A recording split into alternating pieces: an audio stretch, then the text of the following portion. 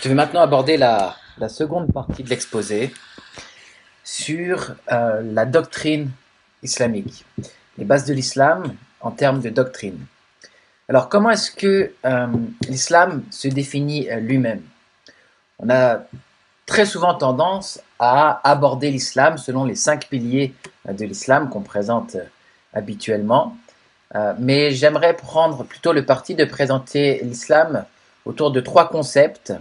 Et ce n'est pas une présentation que j'ai moi-même initiée, d'autres l'ont fait avant moi. Et ces 3 concepts sont justement ce qu'on appelle l'iman, c'est-à-dire la foi, l'islam, qui correspond plutôt à la pratique, et l'ihsan, qu'on peut appeler le bel agir, si vous voulez, la perfection dans l'islam.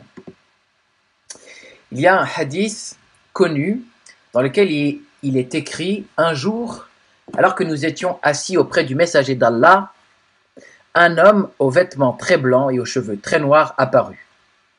On ne voyait pas sur lui les traces du voyage, et nul parmi nous ne le connaissait. Il s'assit devant le prophète, mit ses genoux contre les siens, posa les mains sur ses cuisses, puis dit: Ô Muhammad, informe-moi sur l'islam. Le messager d'Allah répondit: L'islam est que tu attestes que nul n'est digne d'adoration si ce n'est Allah, et que Muhammad est le messager d'Allah. Que tu accomplisses la prière, que tu donnes l'aumône, jeûnes le ramadan et que tu fasses le pèlerinage à la demeure, si tu peux y arriver. L'étranger: tu as dit la vérité.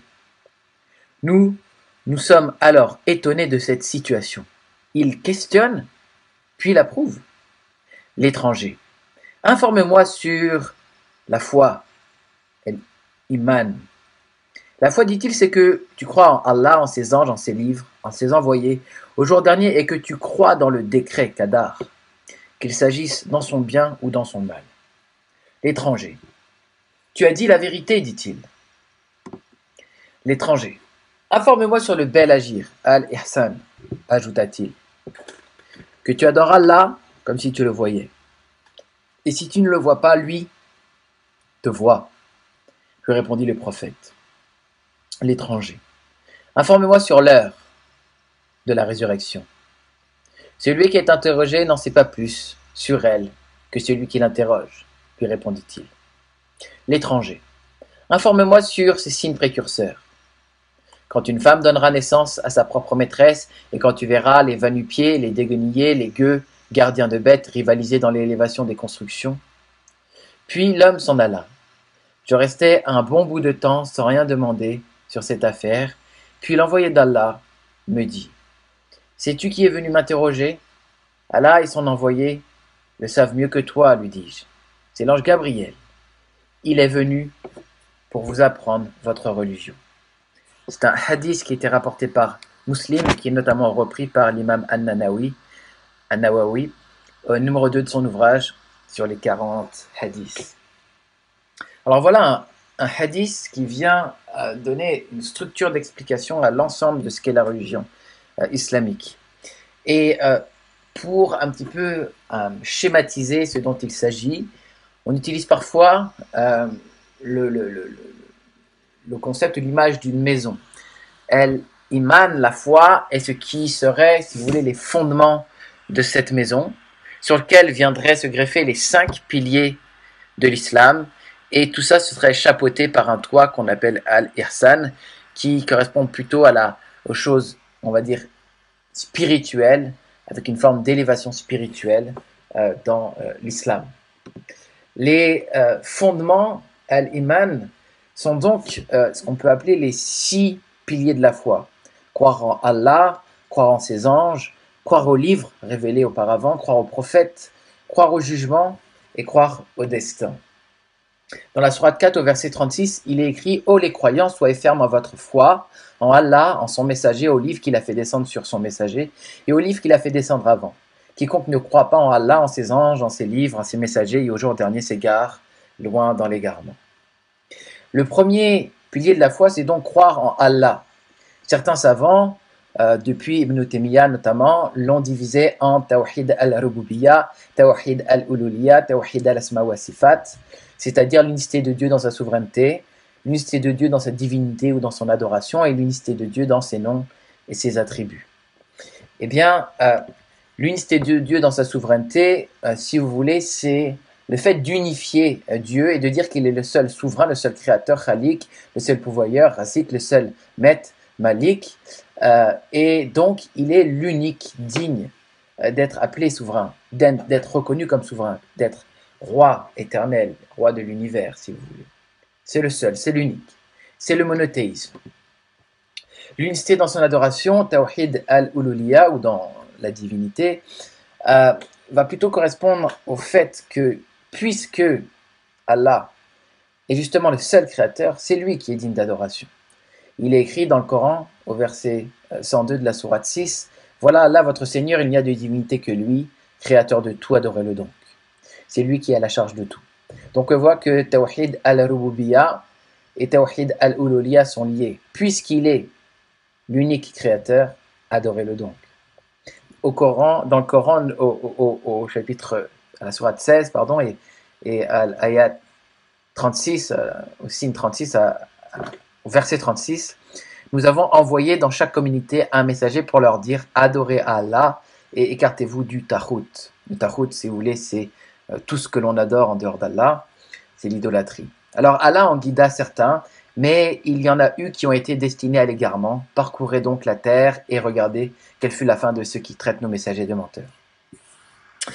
Et puis, je vais peut-être citer encore Coran au chapitre, à la sourate, pardon, 21 et au verset 25.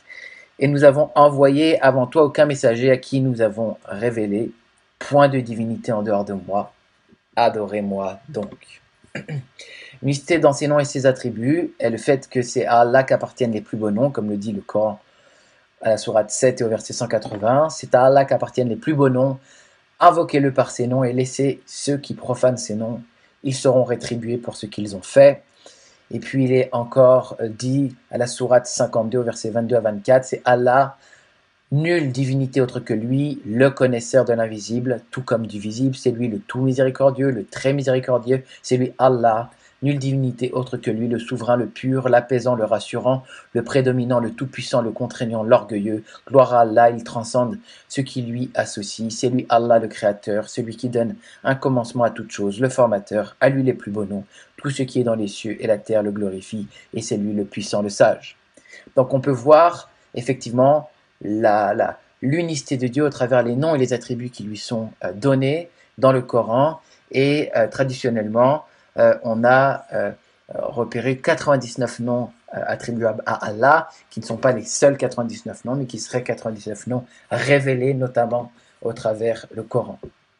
Face à ce premier commandement, ce premier plutôt pilier de la foi, ce qu'on appelle At-Tawhid, l'unicité, eh bien, il y a un péché, le plus grand péché qui pourrait se dresser, c'est le shirk, c'est-à-dire l'association. Il est question de ne pas donner d'associé à Dieu. Dans la sourate 4, au verset 48, il est écrit « Certes, Allah ne pardonne pas qu'on lui donne quelque associé.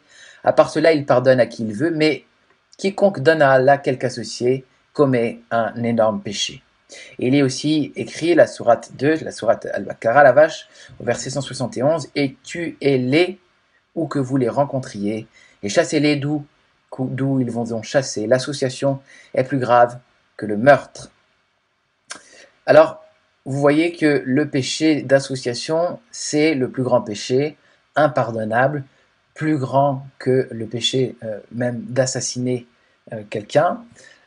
Et donc, les mouchriquines, ceux qui commettent le péché du shirk, n'iront pas au paradis, mais au contraire, verront un jugement terrible pour eux. Il est notamment reproché à nous, les chrétiens, et aux juifs, d'être dans le péché du shirk. Il est écrit aux gens du livre, donc les gens du livre, c'est nous, Al-Kitab, venez à une parole commune entre nous et vous, que nous n'adornions qu'Allah sans rien lui associer, et que nous prenions point les uns les autres pour seigneurs en dehors d'Allah. Puis il tourne le dos et dit, soyez témoins que nous sommes soumis. Donc il y a un appel du Coran aux gens du livre de ne rien lui associer. Il est aussi écrit, parmi les hommes, il en est qui prennent en dehors d'Allah des égaux à lui en les aimant comme on aime Allah. Oh les croyants sont les plus ardents, l'amour d'Allah. Quand les injustes verront le châtiment, ils sauront que la force est tout entière est à Allah et qu'Allah est dur en châtiment. Donc, je vous disais que les gens du livre sont affublés de shirk. Sourate 5, verset 73, ce sont certes les mécréants ceux qui disent en vérité Allah est le troisième de trois, alors il n'y a de divinité qu'une divinité unique, Waïdoun, et s'ils cessent de le dire, certes un châtiment douloureux touchera les mécréants d'entre eux. Donc nous serions, nous, ceux qui disent que Allah est le troisième de trois. On verra dans un autre cours qu'il n'en est rien, mais pour l'instant, on regarde simplement ce que dit le Coran. Dans la sourate 4, au verset 171, il écrit « Aux gens du livre, chrétiens, n'exagérez pas dans votre religion, ne dites d'Allah que la vérité, le Messie Aïssa, Jésus, fils de Mariam, n'est qu'un messager d'Allah, sa parole qu'il envoya à Mariam, et un souffle de vie venant de lui. Croyez donc en Allah et en ses messagers, ne dites pas trois. Cessez, ce serait meilleur pour vous. Allah n'est qu'un Dieu unique, Waïdoun. Il est trop glorieux pour avoir un enfant. C'est à lui qu'appartient tout ce qui est dans les cieux et sur la terre, et Allah suffit comme protecteur. Et enfin, la sourate 9 au verset 30, et il y en a d'autres évidemment dans le Coran, il est écrit, les Juifs disent que Uzaïr est fils d'Allah, donc Uzaïr c'est Esdras, selon la majorité des commentateurs, et les chrétiens disent que le Christ est fils d'Allah. Telle est leur parole provenant de leur bouche, ils imitent le dire des mécréants avant eux, qu'Allah les anéantisse. Comment s'écarte-t-il de la vérité? Donc il y a une volonté de bien déclarer que les chrétiens, en disant que Jésus-Christ est le Fils d'Allah, que la notion même de Fils de Dieu qu'on peut rencontrer dans le judaïsme, fait des gens du livre des mouchriquines, des associateurs, et il est écrit qu'Allah les anéantisse. Il n'y a pas là forcément une violence immédiate vis-à-vis des chrétiens, mais plutôt vis-à-vis de l'idolâtrie, mais malheureusement, tous ne comprennent pas parfaitement ces versets, et évidemment, la violence, malgré tout, est associée, puisque l'islam va mettre à mort beaucoup de mouchriquines qui s'opposent à l'islam, dans l'histoire de l'islam. Mais encore une fois, c'est quelque chose qui mérite des nuances dans un cours spécifique à l'histoire. Alors, la posture des musulmans vis-à-vis des gens du livre, ils ont dit « soyez juifs ou chrétiens ». Donc là, c'est nous les chrétiens ou les juifs qui disent ça. « Soyez juifs ou chrétiens, vous serez donc sur la bonne voie ». Dit « non, mais nous ne suivons la religion d'Ibrahim, le modèle même de la droiture qui ne fut point parmi les associateurs ». Et encore, ni les juifs ni les chrétiens ne seront jamais satisfaits de toi jusqu'à ce que tu suives leur religion. Dis-leur certes, c'est la guidance d'Allah qui est la vraie guidance. Mais si tu suis leur passion après ce que tu as reçu de science, tu n'auras contre Allah ni protecteur ni secoureur. Donc les gens du livre, les juifs et les chrétiens sont plutôt perçus comme des personnes qui veulent enrôler dans la religion des musulmans et qui en plus se sont dissociés de la religion d'Abraham, qui serait un hanif, si vous voulez un monothéiste d'avant l'islam, selon la perspective islamique bien sûr. Et bien entendu, si un musulman va à la foi chrétienne ou à la foi juive après avoir été musulman, il n'y a pour lui auprès d'Allah, ils n'auront contre Allah ni protecteur ni secoureur. Autrement dit, c'est l'enfer en fait, tout simplement. Donc le deuxième pilier, c'est la foi aux anges. Après avoir mis la foi en Allah dans une compréhension du tawhid qui exclut les doctrines dénoncées comme des doctrines de shirk, d'association chez les chrétiens et chez certains juifs, il faut croire à d'autres choses, il faut croire aux anges. Peut-être vous dire quand même avant que at-tawhid, il est professé lorsqu'on dit la shahada, c'est-à-dire qu'il n'y a d'Allah, qu'Allah est le seul Dieu, l'unique Dieu, et que Muhammad est son messager. C'est la manière d'entrer dans l'islam tout en professant l'unicité de Dieu. Croire aux anges, il est écrit quiconque ne croit pas en Allah, en ses anges, en ses livres, en ses messagers et au jour dernier s'égare bien loin dans l'égarement. Sourate 4, verset 136. Donc la sourate 4, c'est la sourate An-Nisa, la sourate des femmes. Dieu a créé les anges de lumière, les génies de feu et Adam de ce qui vous a été décrit. Donc les anges ont été créés par Dieu, sont des êtres de lumière auxquels il faut croire. Il faut croire aussi aux livres. Il est important de savoir que le musulman croit à tous les livres que Dieu a révélés, ainsi qu'aux feuillets qu'il a fait descendre sur quelques prophètes. Alors bien sûr, tous ces livres ne sont absolument pas cités dans le Coran. Très peu en réalité sont cités si l'on lit le Coran. Il est question de la Torah, il est question de l'Injil, l'évangile, du Zabour, des psaumes. Il est aussi mentionné les feuillets d'Abraham dans le Coran, mais ceci ne parle pas de tous les livres tels que nous on va les découper en tant que chrétiens. On ne va pas parler de Genèse, Exode, Nombre, Deutéronome, Lévitique. Enfin, là, j'ai mis dans le désordre les 5 livres du Pentateuque. Mais la Torah, c'est la Torah. On ne va pas découper comme nous on découpe, ni comme les Juifs découpent, puisque les Juifs ont traditionnellement dans la Bible hébraïque 22 livres qui correspondent aux 39 livres de l'Ancien Testament que l'on a dans nos livres modernes, chez nous les protestants. On a donc dans cette croyance au livre l'importance de comprendre la question du châtiment. Il est écrit dans la sourate 3, verset 3-4, « Il a fait descendre sur toi le livre avec la vérité, confirmant les livres descendus avant lui, et il fit descendre la Torah et l'Évangile auparavant, en tant que guide pour les gens. Il a fait descendre le discernement. Ceux qui ne croient pas aux révélations d'Allah auront certes un dur châtiment, et Allah est puissant, détenteur du pouvoir de punir. » Donc, le fait de croire dans les livres révélés auparavant, ce n'est pas quelque chose d'optionnel. Ceux qui ne croient pas dans les révélations d'Allah auront certes un dur châtiment. Et c'est pour ça que lorsqu'on rencontre des musulmans, ils nous disent on croit en tous les prophètes et on croit en tous les livres que Allah a fait descendre. Bien entendu, lorsque on rentre dans le dialogue interreligieux et qu'on questionne sur ces livres-là et leur contenu, il y a une connaissance qui est très souvent minimaliste, sauf pour des gens qui sont plus spécialisés, et très souvent déconnectés de la lecture réelle du texte biblique qui renferme en réalité la Torah, l'évangile et les psaumes dans leur forme la mieux gardée, la mieux conservée, leur forme préservée, grâce à Dieu. Il est aussi écrit sur toi, Muhammad, nous avons fait descendre le livre avec la vérité pour confirmer le livre qui était là avant lui et pour prévaloir sur lui. Donc le livre de Muhammad, le Coran, a été descendu sur lui avec la vérité selon la perspective musulmane pour confirmer et en même temps pour prévaloir.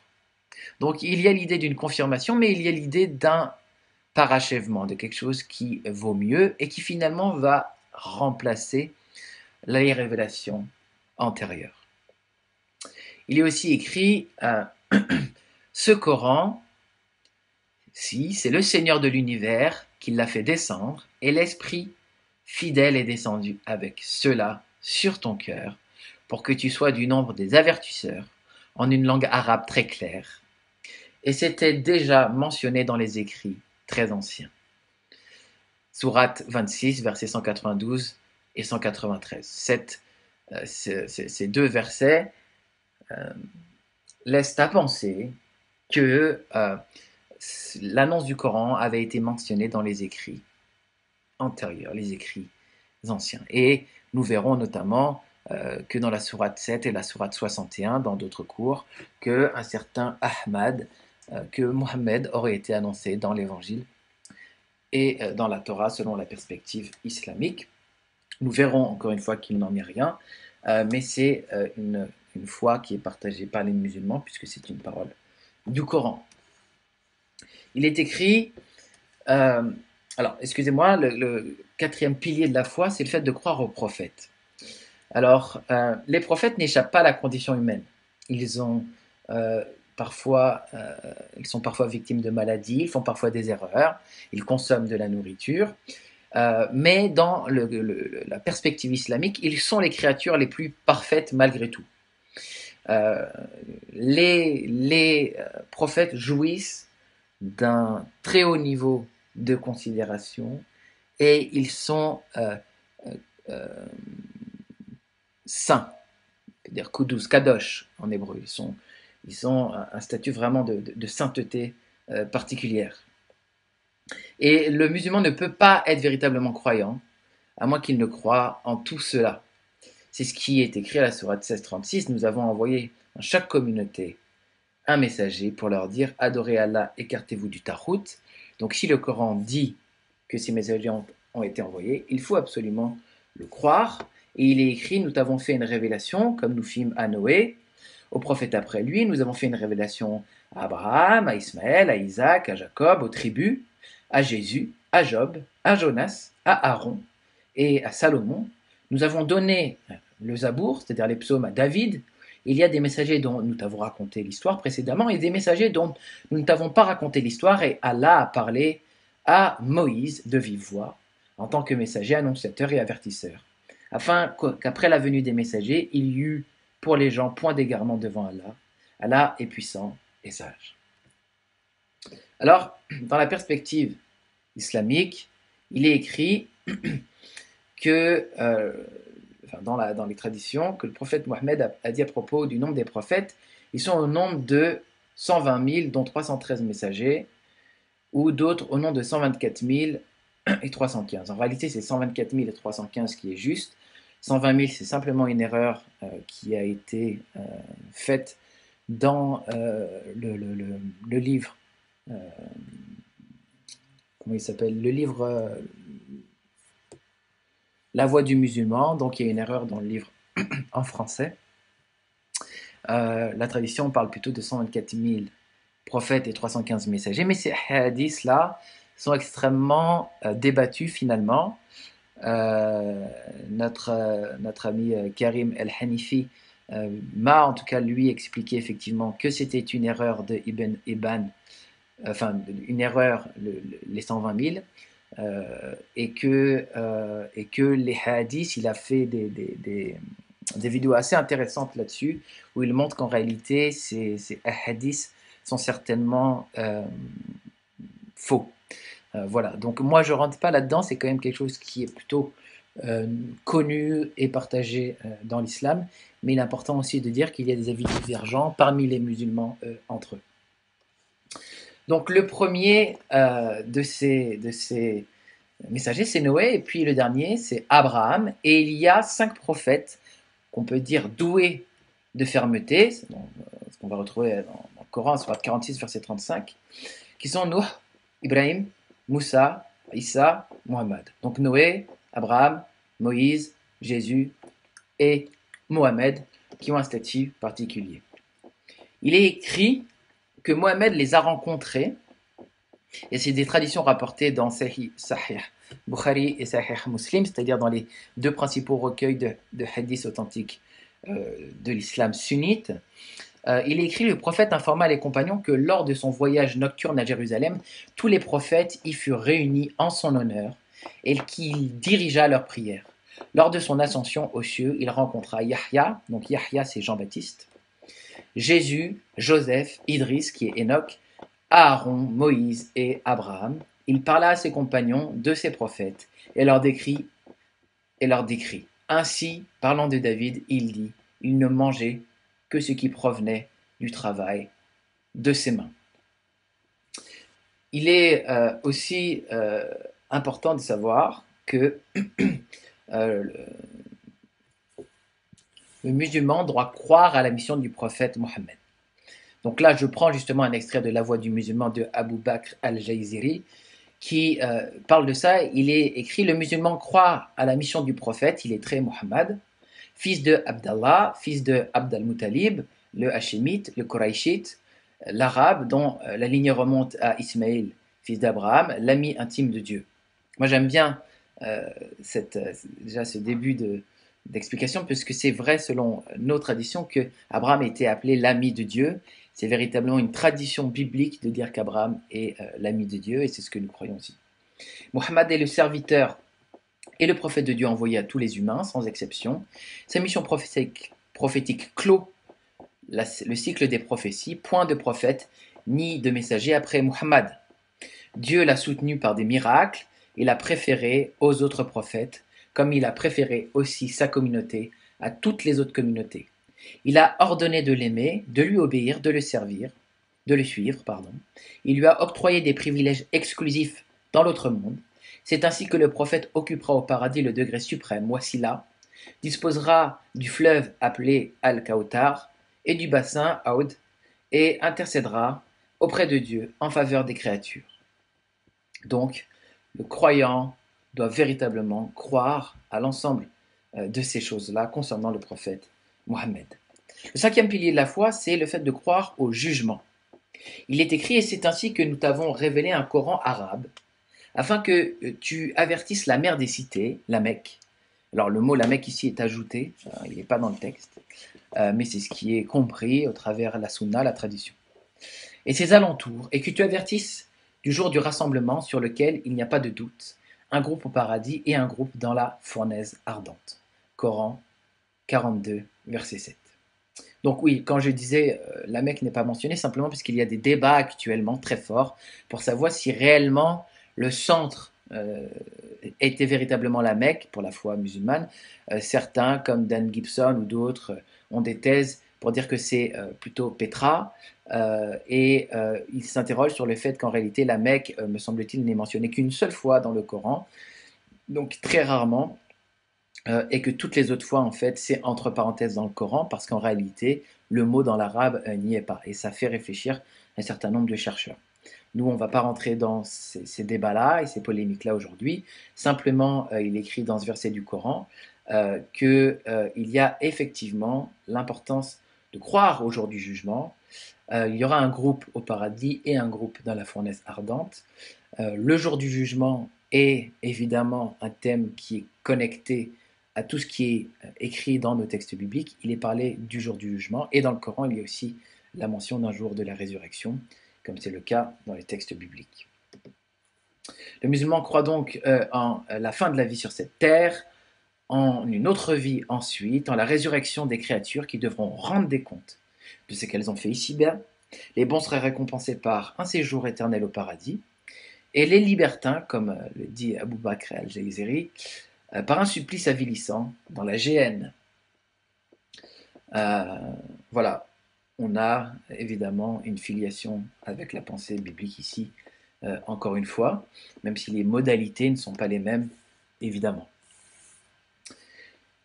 Croire au jugement, les signes précurseurs du jugement sont la venue du Mahdi, la venue du faux Messie, la descente de Isa, la sortie de Gog et Magog, Joul et Majoul, les trois engloutissements, la fumée, le lever du soleil de son couchant, l'apparition de la bête, le feu qui rassemblera les gens. Moi, je vous conseille personnellement la lecture sur la fin des temps de ce livre, comme il s'appelle Les signes de la fin des temps du docteur Youssouf Al-Wabil, qui est, qui est très facilement accessible et qui reprend bien la question des petits signes et des grands signes de la fin des temps dans l'islam. Il est encore important de savoir que dans cette perspective, à la fin des temps, par rapport au jugement, dans l'islam, on souffra donc dans un corps pour mettre fin à la vie terrestre. On souffra une seconde fois pour ressusciter les créatures. Le registre des œuvres de chacun sera distribué, avec un registre à droite pour le paradis, à gauche pour l'enfer. Une balance, la balance, sera dressée. Le jugement commencera. Le pont, ce que les musulmans appellent la sirat, sera jeté sur l'enfer et les hommes le traverseront. Les bons iront au paradis et les damnés en enfer. Je vous renvoie aux sourates 39, versets 68-70, 21-47, 69-13 à 34 et 19, 68 à 72 pour ce qui est des références coraniques. Croire au jugement, c'est aussi croire au supplice de la tombe, chose qui d'ailleurs fait souvent très peur aux musulmans que j'ai rencontrés. Le supplice de la tombe, pour le musulman, c'est le fait que l'homme dans sa tombe endure des supplices ou goûte aux délices et y subit l'interrogatoire de deux anges. Il écrit dans le Coran, la sourate 8 au verset 50, « Si tu voyais lorsque les anges arrachaient les âmes aux mécréants, ils les frappaient sur leur visage et leur derrière en disant « Goûtez au châtiment du feu ». Il y a d'autres références dans le Coran, sourate 6, 93 à 94, 9, 10, 40 au verset 46. Le supplice de la tombe, on peut s'y arrêter un petit peu pour aller plus loin. Il est écrit: à peine le mort est-il disposé dans sa tombe que parmi ses proches, certains n'ont pas encore quitté la tombe du défunt, que les anges Nakir et Munkir se présentent afin de faire asseoir et de lui poser la question suivante: que penses-tu de Muhammad? Le croyant répondra: j'atteste qu'il est le dernier messager de Dieu et le sceau des prophètes. Les anges lui répondirent alors: regarde la place qui t'était destinée en enfer. Allah te l'a remplacée par une demeure au paradis. Le croyant peut donc avoir ainsi sa récompense et le châtiment auquel il a échappé. Un non-musulman ou un hypocrite répondra par contre: je ne sais pas, je pense ce que pensaient les autres. Alors les anges lui rétorquent: tu n'as rien appris de ta vie ici-bas, tu n'as pas lu le livre de Dieu. Ensuite, les deux anges frappent la tête du défunt avec de lourdes barres de fer qui ont pour effet de lui exploser le crâne.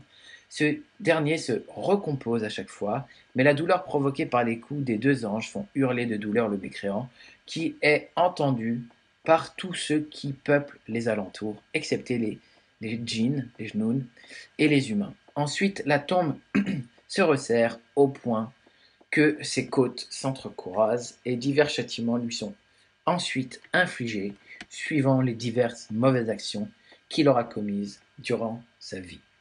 Donc on comprend effectivement qu'il y a de quoi être apeuré par la description de ces châtiments dans la tombe, selon la perspective qui est donnée dans la Sunna. Le sixième pilier de la foi, c'est le fait de croire au destin et au décret, qadar et qadah. Le musulman croit au décret et au destin de Dieu, à sa sagesse, à sa volonté. Aucun acte dans ce monde, volontaire ou pas, accompli par l'homme, n'échappe à sa connaissance et à sa volonté. Ça, c'est encore une fois un extrait de ce que dit Abu Bakr al-Jaiziri.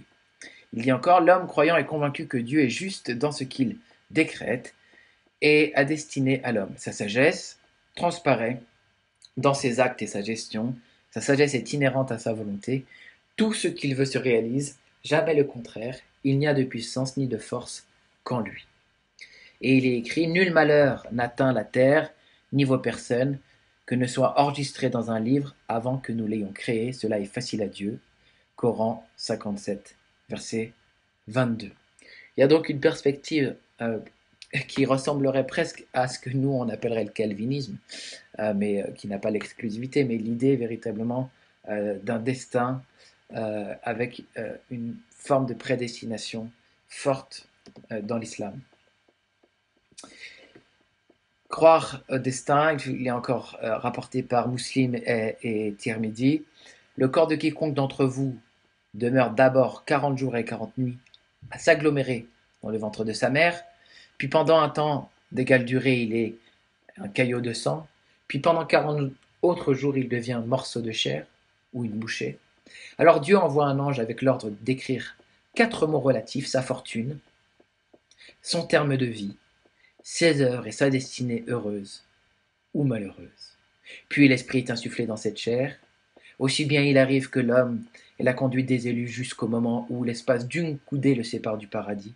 Mais alors la chose écrite intervient et il pratique les œuvres de ceux qui sont destinés à l'enfer. C'est l'enfer qu'il entrera. Il arrive par contre que l'homme ait la conduite des damnés jusqu'au moment où l'espace d'une coudée le sépare de l'enfer. Mais alors la chose écrite intervient et il pratique les œuvres de ceux qui sont destinés au paradis. C'est au paradis qu'il entrera. Donc on a effectivement ce qui est déjà écrit: sa fortune, son terme de vie, ses œuvres et sa destinée heureuse ou malheureuse. Et malgré tout ce que le musulman aura pu faire dans sa vie, ça peut se jouer à la dernière seconde qu'il rentre en enfer ou au paradis, ce qui garde évidemment le musulman toute sa vie dans une sorte de crainte pour se garder des mauvaises actions. En tout cas, il n'y a rien qui n'est définitif au sujet de la foi musulmane pour un musulman, dans la perspective de ce qu'il sait lui-même de son destin. Alors voilà, on a parlé des fondements de al-iman, des piliers de la foi. Ces piliers doivent être partagés par tous les musulmans pour qu'ils soient musulmans. Sur eux va ensuite se greffer et être déterminé ce qu'on appelle l'islam. Et peut-être j'aurais pu dire que à chacune de ces trois aspects de l'islam correspond à une science. Pour al-iman, c'est ce qu'on appelle la akida. Alors que pour donc, la akida, qui est la science des croyances, si vous voulez. Pour l'islam, la science, c'est ce qu'on appelle le fiqh. Le fiqh, c'est la jurisprudence islamique qui va déterminer précisément, et il va y avoir des différences en fiqh, notamment dans les 4 madhab, donc les 4 écoles traditionnelles, l'école de Abu Hanifa, l'école de Malik, l'école de Shafi'i et l'école de Ahmad Hanbal, il va y avoir des différences en termes de fiqh, parce qu'il y a des interprétations différentes en termes de jurisprudence. Mais il y a évidemment 5 piliers connus, partagés par tous les musulmans, que vous connaissez aussi. Je peux lire, rapporté par Al-Bukhari et Muslim, que le prophète a dit: l'islam est bâti sur 5 piliers, l'attestation qu'il n'y a pas d'autre divinité qu'Allah, et que Mohammed est son serviteur et son messager, l'accomplissement de la salat, le paiement de la zakat et le jeûne du mois de Ramadan, et le hajj, c'est-à-dire le pèlerinage, pour ceux qui en ont les moyens tant physiques que matériels. Alors la profession de foi, ce qu'on appelle la shahada, elle se dit ashadu anna la ilaha illa la wa ashadu anna Muhammad Rasulullah. Donc ça, c'est la profession de foi. J'atteste qu'il n'y a pas de Dieu en dehors de Dieu et j'atteste que Muhammad est son messager. Cette profession de foi, selon la perspective islamique, doit être faite avec le cœur et la raison et, si possible, devant témoin. Alors, il y a été discussion aussi sur devant témoin. Ce n'est pas forcé de faire ça devant témoin. C'est entre le croyant et Dieu, s'il a mis son cœur et sa raison dedans. Mais parfois, le fait d'avoir des témoins rend, par exemple, utile ou facile l'accès à un certificat qui prouve qu'on est musulman, qui est notamment nécessaire pour aller faire le hajj à la Mecque, c'est-à-dire le pèlerinage. Cette confession de foi doit être faite en arabe, elle doit être prononcée sincèrement, sans contrainte, comme je vous ai dit, comprise et crue dans son cœur. Elle peut être prononcée seule, comme je vous l'ai dit, mais dans le meilleur des cas, devant témoin, ou un juge, cadi, mufti ou imam. La personne fait alors partie, pour toujours, de la communauté musulmane, de la Ummah. Le principe fondamental de la Shahada, c'est, je vous l'ai dit, le Tawhid. On a une sourate bien connue, qui est la sourate Al-Ikhlas, la sourate 112 dans le Coran, qui résume un peu cette idée de Tawhid. Il est dit: il n'est Allah unique, l'unique, le seul à être imploré pour ce que nous désirons. Il n'a jamais engendré, n'a pas été engendré non plus, et nul n'est égal à lui. Donc le Tawhid, l'unicité de Dieu prononcée dans la Shahada est centrale.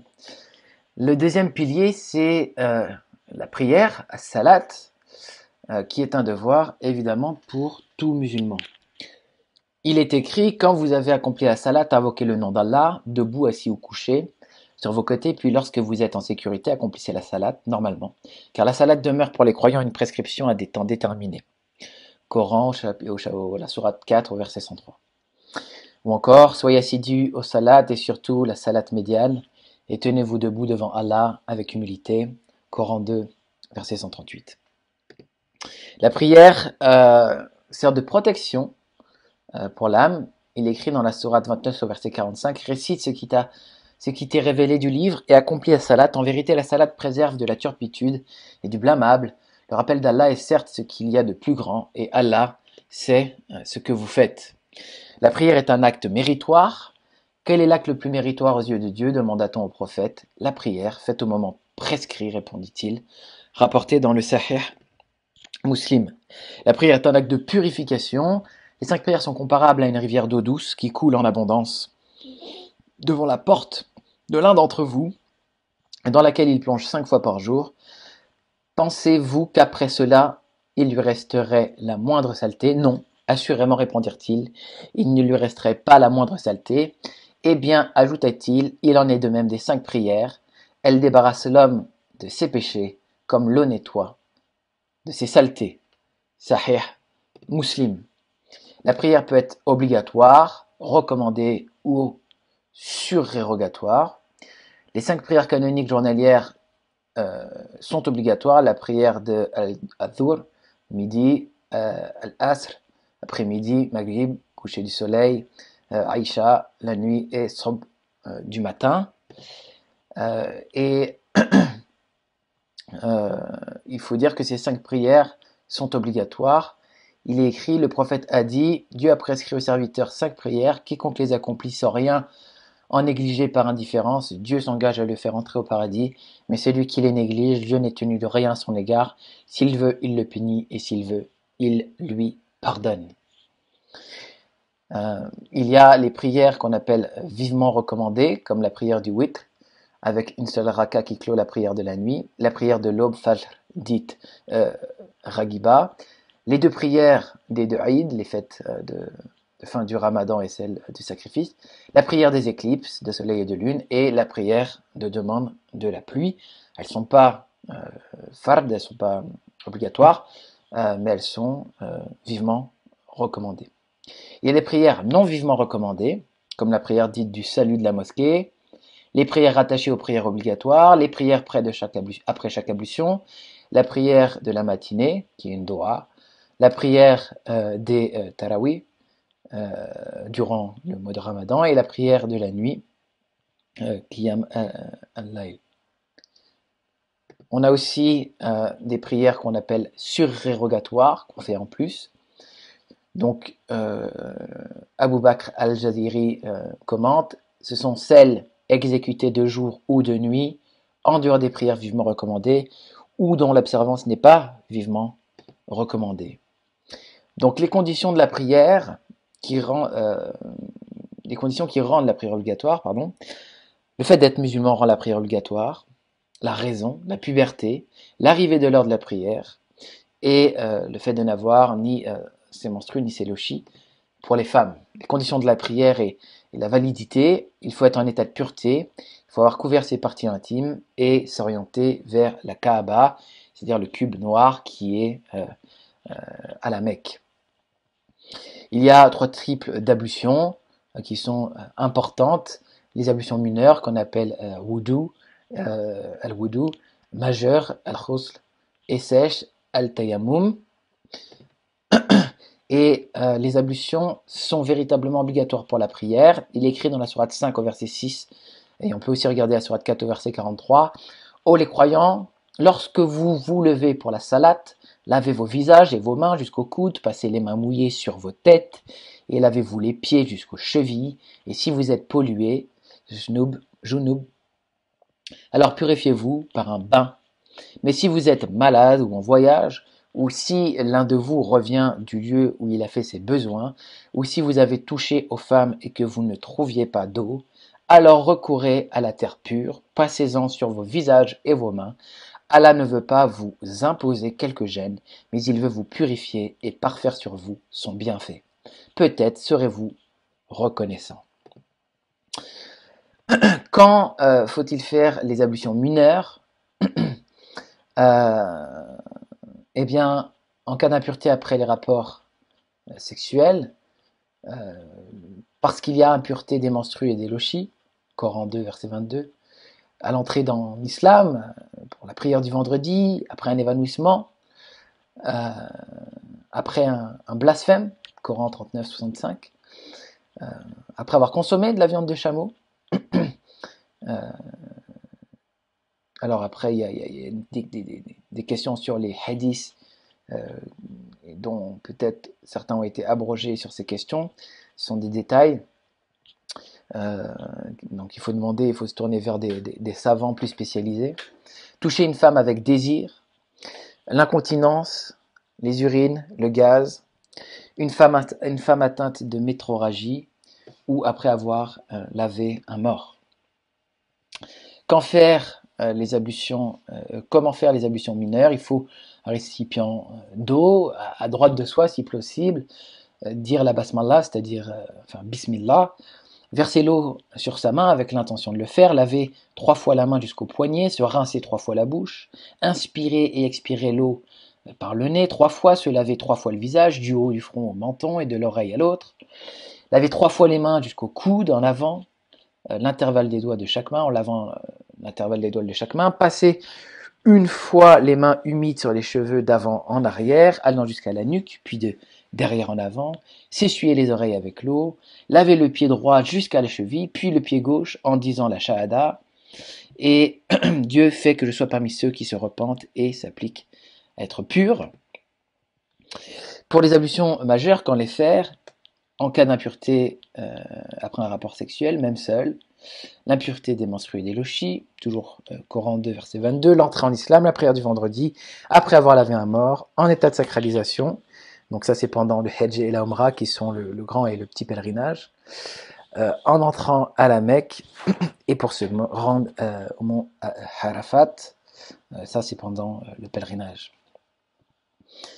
Alors, les conditions de la prière, pour celles qui sont obligatoires, il faut formuler l'intention. Bon, je ne vais pas revenir sur l'ensemble des conditions de la prière.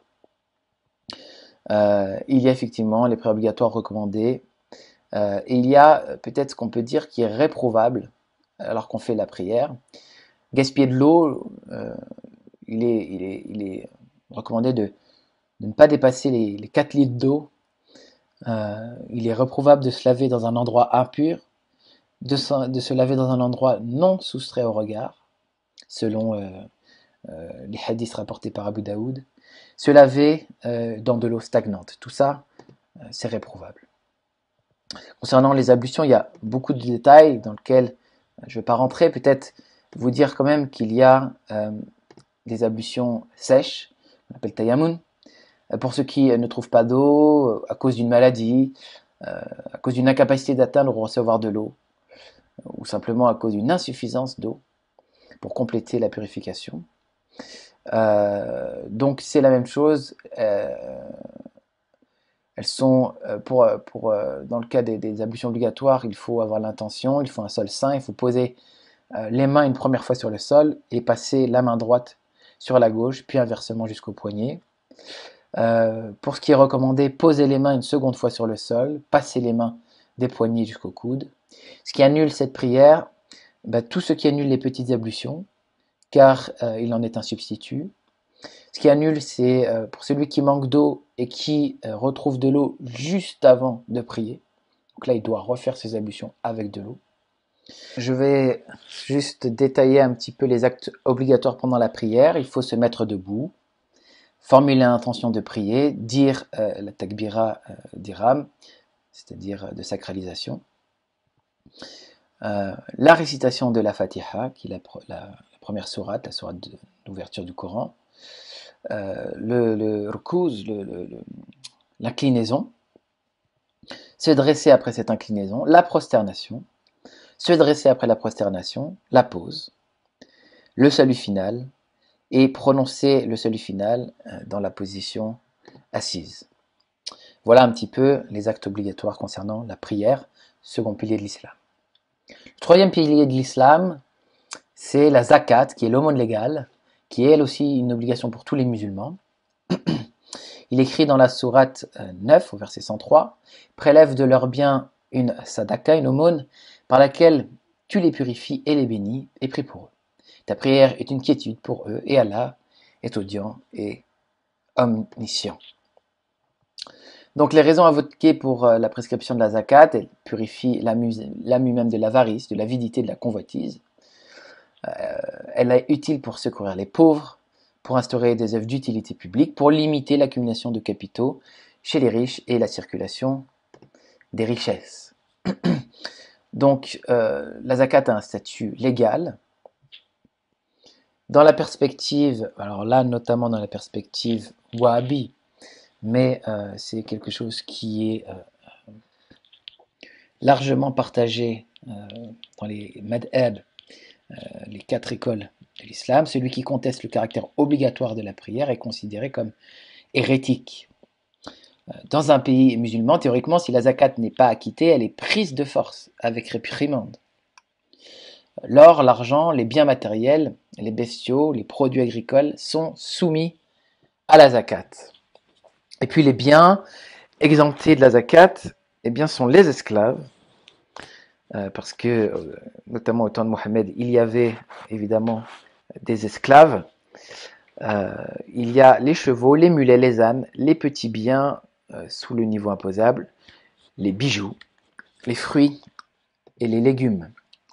Le quatrième pilier, c'est ce qu'on appelle le Sawm, le jeûne du mois du Ramadan, qui est un acte obligatoire. Il écrit, Coran 2, verset 185, « Ces jours sont le mois de Ramadan, au cours duquel le Coran a été descendu comme guide pour les gens, et preuve claire de la bonne direction et du discernement.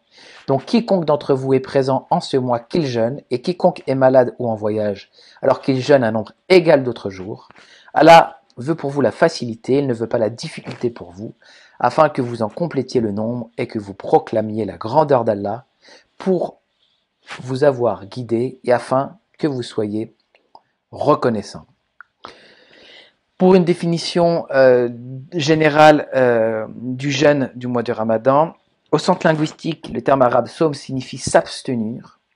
Au sens légal, ce terme veut dire le fait de renoncer par piété au boire, au manger, aux relations charnelles et à tout ce qui est considéré comme susceptible de rompre le jeûne, du lever de l'aube jusqu'au coucher du soleil. Le jeûne a été prescrit à la communauté musulmane par un verset que l'on dit avoir été révélé un lundi du mois de Sha'ban, le deuxième année de l'Hégire, en 424 après Jésus-Christ. C'est donc une prescription claire et située. Et le mérite du jeûne, selon l'imam Ahmad Hanbal, le jeûne est un bouclier contre l'enfer. Il est comme le bouclier que l'un d'entre vous utilise au combat. Les avantages spirituels du jeûne sont notamment décrits au sourate 2 au verset 483, c'est-à-dire des avantages en termes d'endurance, de volonté, de maîtrise de soi, et il suscite et nourrit la piété. Donc il est écrit « Ainsi atteindriez-vous la piété ». Les avantages sociaux sont l'union communautaire, l'amour de la justice et de l'égalité, susciter la miséricorde et la charité. Et les avantages physiques, assainir les instincts, régénère l'estomac, débarrasse le corps des produits résiduels, soulage de l'embonpoint. Et il est notamment écrit « Jeûnez, vous acquérerez la santé ». Je vous laisse en fond d'écran un calendrier d'un siècle de 1938 à 2038 selon le calendrier grégorien qui correspond à l'année 1357 jusqu'à l'année 1460 après l'hégire dans le calendrier musulman où tombe le mois de Ramadan. Donc par exemple là en 2018 on voit que c'était 16 mai 2018, mais ce n'est pas du tout en mai obligatoirement. En 2020, ça sera en avril. En 2023, en mars. En 2026, en février. En 2028, en janvier. En 2030, décembre. En 2033, novembre, etc., etc. Finalement, le cinquième pilier de l'islam, c'est le pèlerinage à la Mecque, le Hajj. C'est un devoir envers Allah pour les gens qui ont les moyens d'aller faire le pèlerinage de la maison. Et quiconque ne croit pas, Allah se passe largement des mondes. Coran 3, verset 97. Donc, il est clairement décrit dans le Coran que c'est un devoir d'aller faire le pèlerinage. Alors, je propose quelques schémas qui parlent un petit peu du pèlerinage et les différentes étapes. Dont la première, c'est le rite de l'Ihram, c'est-à-dire de la sacralisation, le fait de se purifier. On formule l'intention d'accomplir le pèlerinage. Pour les hommes, il y a véritablement un habit rituel qu'il faut porter. Le musulman va devoir faire le tawaf de l'arrivée, c'est-à-dire 7 fois le tour de la Kaaba en commençant au niveau de la pierre noire. Puis il va aller boire de l'eau au puits de Zamzam qui se trouve près de la Kaaba. Ensuite, il va parcourir 7 fois le chemin entre les deux collines sacrées de Safa et Marwa. Et ensuite, il va passer à Mina, au 8e jour de Dhul Hijjah, pour partir. Il part, pardon, à Mina pour y passer la nuit. Au 9e jour, il va aller parler et invoquer Dieu au pied du mont de la Miséricorde, dans la plaine de Arafat, jusqu'au coucher du soleil. Ensuite, il va faire une procession en direction de Muzdalifa dans la nuit du 9 au 10e jour de Dhul Hijjah. Et puis, il va ensuite aller jeter 7 pierres sur les 3 piliers symbolisant Iblis, Satan. Il va y passer la nuit du 11, du 12 et du 13 à Mina.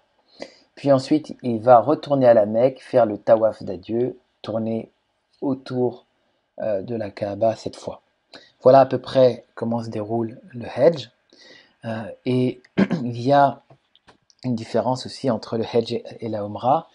Mais ce qu'il faut savoir, c'est que le pèlerinage, le Hajj, lui, est une obligation à accomplir une fois dans la vie. Comme le rapporte Abu Daoud et l'imam Ahmad, le prophète a dit, le pèlerinage incombe une fois dans la vie, qui l'accomplit plus d'une fois aurait fait un acte surrérogatoire. Donc, le pèlerinage a donc pour but de purifier l'âme des effets des péchés pour qu'elle devienne digne de la grâce divine dans l'autre monde. Le prophète a dit dans Bukhari et Muslim, celui qui aura fait le pèlerinage,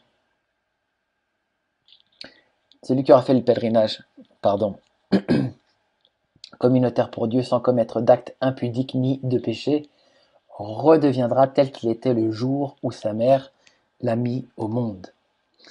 C'est souvent lorsque l'on rencontre des musulmans, notamment, qui nous disent effectivement qui à la fin de leur vie vont faire le pèlerinage, si vous voulez, pour remettre tous les compteurs à zéro. Voilà pour les 5 piliers de l'islam. Ces 5 piliers de l'islam, il faut comprendre que pour un musulman, c'est véritablement ce qui va lui donner entrée, accès au paradis.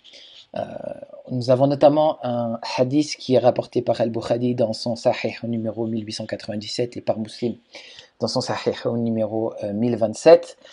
Hadith dans lequel il écrit, alors c'est un hadith d'après Abu Huraira, le prophète a dit, celui qui dépense 2 choses dans le sentier d'Allah sera appelé par les portes du paradis. Au serviteur d'Allah, ceci est bien. Celui qui fait partie des gens de la prière sera appelé par la porte de la prière. Celui qui fait partie des gens du djihad sera appelé par la porte du djihad. Celui qui fait partie des gens du jeûne sera appelé par la porte Al-Rayyan. Et celui qui fait partie des gens de l'aumône sera appelé par la porte de l'aumône.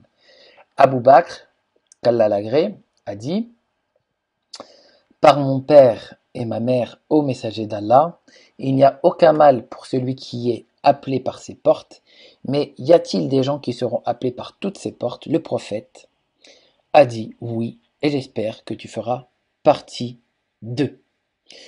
Alors voilà, on a clairement des portes du paradis qui correspondent, si vous voulez, aux piliers de l'islam et qui leur permettent d'avoir des hasanat, c'est-à-dire des points, si vous voulez. Les hasanat, si vous voulez, c'est la comptabilisation dans l'islam des bonnes actions que l'on fait notamment, eh bien, ce que l'on a dit, les prières, toutes les paroles divines ou tout simplement les bonnes actions de la vie, le fait de respecter la loi islamique, la charia, la charité, et qui vont être comptabilisées et qui, si vous voulez, après la mort, va amener le défunt à être favorisé au paradis. Ça ne va pas ouvrir forcément les portes du paradis, mais ça va être favorisé. Parce que jusqu'à la fin, il y a cette incertitude. C'est Inch'Allah. Et on ne peut pas dire qu'on est sauvé par ses bonnes actions, bien que la vie du musulman est très fortement marqué par le fait de devoir faire des bonnes actions. Le contraire des hasanat, c'est ce qu'on appelle le siyat, et qui sont, si vous voulez, un peu comme une comptabilisation à l'inverse, en mauvais point. Lorsqu'un serviteur d'Allah embrasse l'islam, nous dit Al-Bukhari, et habille sa vie de la beauté de l'islam, alors Allah efface tous ses péchés antérieurs. Puis le barème de ses bonnes et mauvaises actions se présente ainsi. La récompense pour une bonne action est multipliée de 10 jusqu'à 700 fois, alors qu'une mauvaise action demeure en l'état, à moins qu'Allah n'en tienne pas à rigueur. Donc, il est clair que dans la perspective islamique, le fait de se convertir va largement aider, enfin, même pas aider, multiplier la possibilité pour la personne d'entrer au paradis. Alors avant de faire un point sur le troisième aspect dans l'islam, peut-être faire une petite parenthèse sur quelque chose de fondamental dans l'islam qui est le Coran. Le Coran qu'on pourrait traduire, certains traduisent par la récitation. Il y a un expert de l'islam qui s'appelle Gardé qui a dit « Le christianisme est centré sur une personne, l'islam est centré sur un livre, le Coran. » Et il y a effectivement une certaine vénération du livre. On fait ses ablutions avant de toucher le livre. Le livre est infalsifiable. Il a été descendu de manière sacrée. On peut se reporter à ce qu'on appelle Laylat al-Qadr, la nuit de la destinée, qui parle de cette descente. Entre le 26 et 27 de Ramadan, elle est fêtée, cette descente. C'est un livre donc en arabe, et dans un arabe clair, nous dit le Coran. Certains apprennent même ce Coran par cœur, ce qu'on appelle des hafiz, les gardiens du Coran. Le Coran, c'est, dans la perspective musulmane, la parole de Allah transmise à Mohammed par l'intermédiaire de l'ange Gabriel. Il comporte 114 sourates, qui pourraient être un petit peu l'équivalent de chapitres, et 6200 ayats, qu'on traduit souvent par verset, d'autres préfèrent dire signes, d'autres disent simplement que c'est les deux, c'est à la fois un signe et un verset.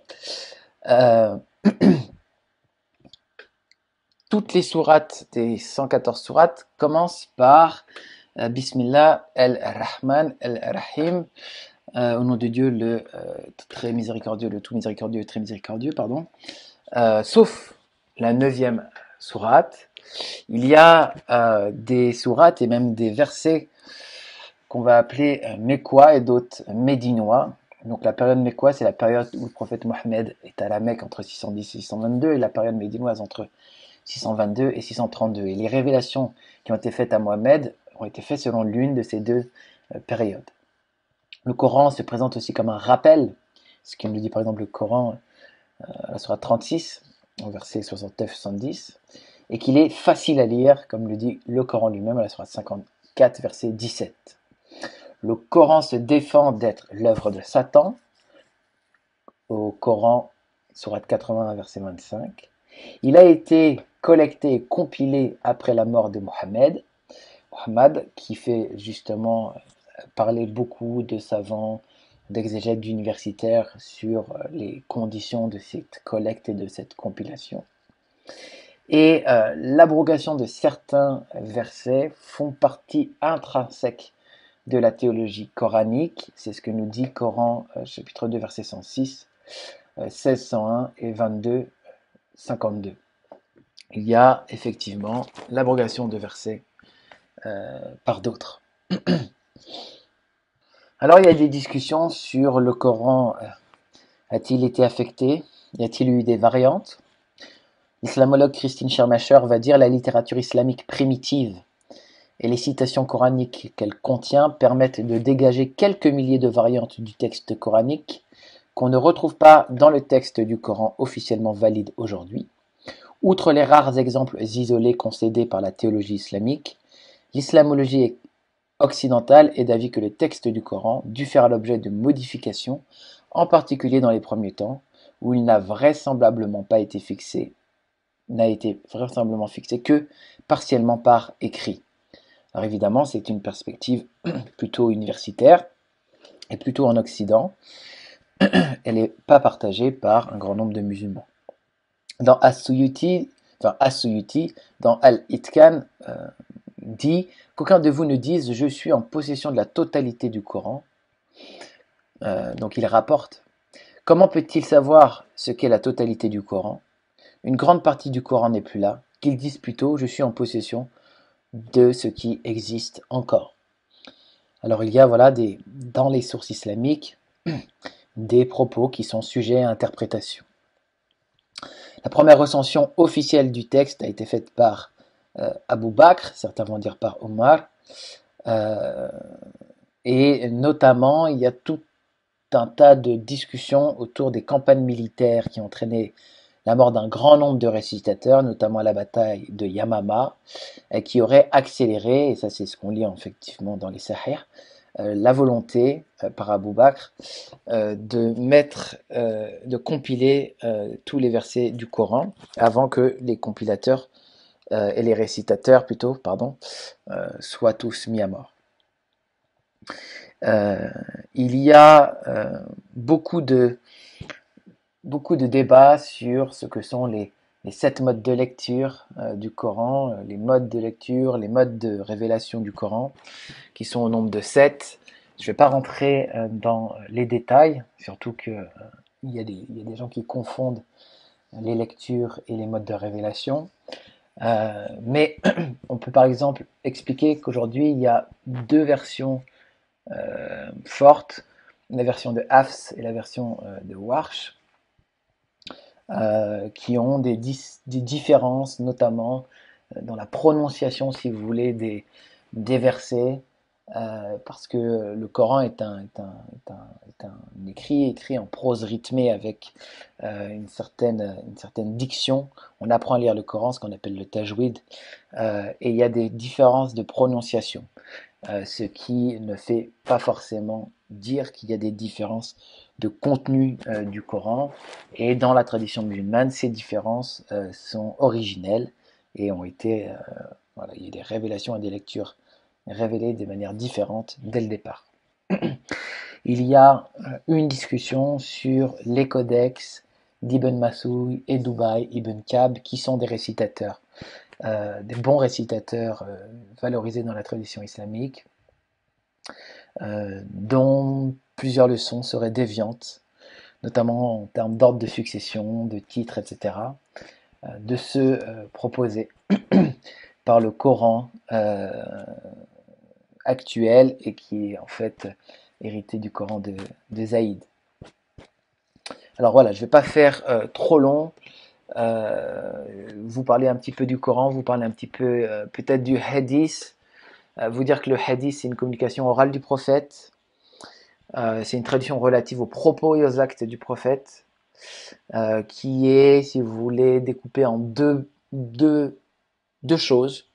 Ce qu'on appelle la chaîne de transmission. Vous savez, on va partir de celui qui rapporte le hadith parmi les compagnons du prophète ayant directement entendu le prophète, avec une chaîne de transmission, des transmetteurs qu'on appelle l'isnad, jusqu'à celui qui rapporte le hadith, par exemple, dans le Sahih al-Bukhari.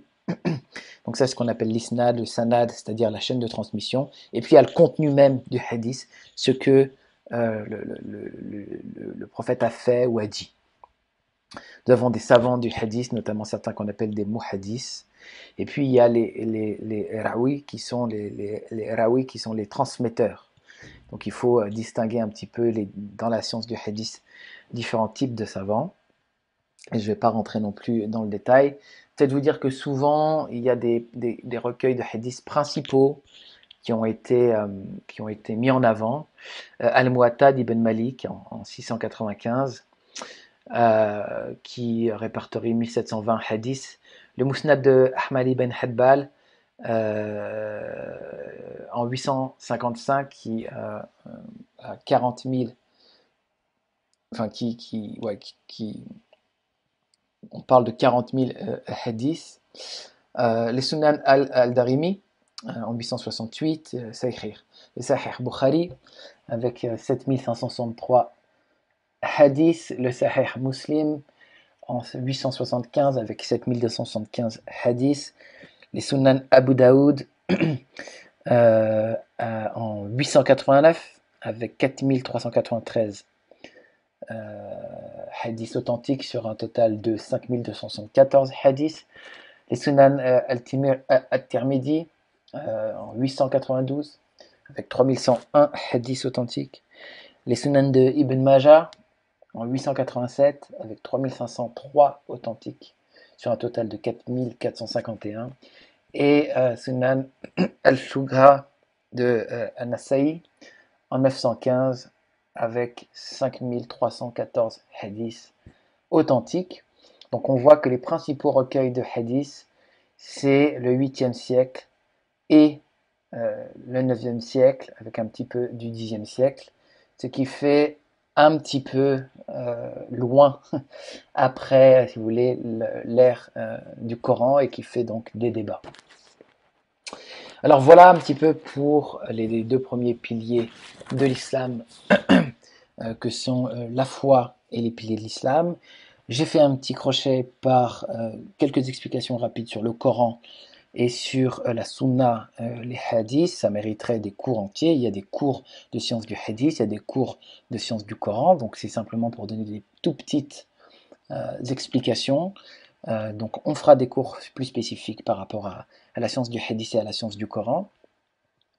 Mais parler maintenant peut-être de la troisième partie de l'islam, le toit de la maison qu'on appelle al-ihsan, dont la science, on pourrait dire que c'est le soufisme. En tout cas, c'est de cette manière que certains présentent l'islam.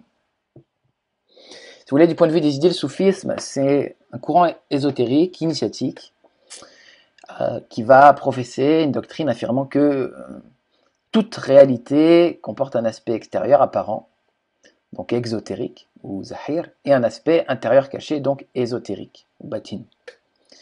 Il se caractérise donc par la recherche, si vous voulez, d'un état spirituel qui permet d'accéder à cette connaissance cachée. Et cette importance, il y a une importance dans le soufisme accordée au secret, et qui amène amener certains pratiquants du soufisme à l'invention de langues artificielles dans les confréries, parce que les soufis souvent sont organisés en confréries, et on a notamment l'exemple de la langue qu'on appelle le Balay Belen, voilà, qui est une langue un peu mystique. Rien à voir avec le parler en langue de nos églises évangéliques charismatiques. Alors, ce qui est pointé du doigt par les partisans actuels d'un islam, on va dire, pacifique, va concerner le malentendu étymologique et historique sur le soufisme. Pour ces savants, le soufisme, donc on parle de tasawuf, soufisme, le terme c'est tasawuf, et ben, ce n'est pas un courant religieux parmi d'autres dans l'islam. Il n'y a pas d'un côté les salafistes et d'un côté les soufis, il n'y a pas d'un côté les gens qui sont sunnites, d'autres chiites et encore un autre soufi. Non. Pour ces savants, le soufisme, ce n'est pas une dérive mystique ou superstitieuse de l'islam, ce n'est pas une innovation, une bid'a, comme déclarent souvent les salafistes d'ailleurs. Le soufisme, au contraire, c'est plutôt l'aspect interne de l'islam, et ce depuis ses origines, toutes tendances confondues. Il en est pour eux la spiritualité, il en est pour eux l'éthique. Il y a de grandes figures du soufisme qui ont été invoquées, qui sont encore invoquées aujourd'hui comme des lectures prioritaires à redécouvrir pour, si vous voulez, opérer un retour à la spiritualité islamique. Parmi eux, évidemment, il y a l'imam Abu Hamid al-Khazali, donc mort en 1111 et né en 1058, et qui a été l'auteur d'un très célèbre ouvrage qu'on appelle Revivification des sciences religieuses, ou encore on peut citer le théologien et philosophe Muhyiddin ibn Arabi, qui lui est mort en 1240, et qui a été considéré par beaucoup parmi les plus grands penseurs de l'ésotérisme islamique. Et les réformateurs musulmans qui sont proches du soufisme enjoignent les musulmans à lire notamment ces deux auteurs. Le but étant le retour à la notion de ihsan, de perfection, d'élévation, qui est le cœur de l'islam. Pour ça, le soufisme va proposer ce qu'on appelle la tariqa, qui vient du terme coranique. Et dans la sourate 72 au verset 16, il est écrit « S'ils s'étaient maintenus sur la bonne voie, tariqa, nous les aurions comblés de nos faveurs. » Donc c'est l'idée d'une voie spirituelle à suivre. Et donc la tariqa, c'est, si vous voulez, une méthode qui est suivie par les enseignants du soufisme pour accéder à al-ihsan, au bel agir, à la perfection. Et cela va passer par différents types de techniques de respiration consciente, d'observation de son comportement, de maîtrise de son regard, d'isolement, de méditation, d'invocation aussi d'Allah, ce qu'on appelle le dhikr, les doigts si vous voulez, d'introspection, de maîtrise de ses pensées, etc. Et donc voilà que Tawassouf devient pour beaucoup ce qui manque à la génération des musulmans aujourd'hui, qui ont trop insisté sur les piliers de la foi, l'iman et les piliers de l'islam, en oubliant le cœur, la spiritualité de l'islam, la relation directe dans le din, dans la relation avec Dieu, dans la religion, avec Allah le Créateur.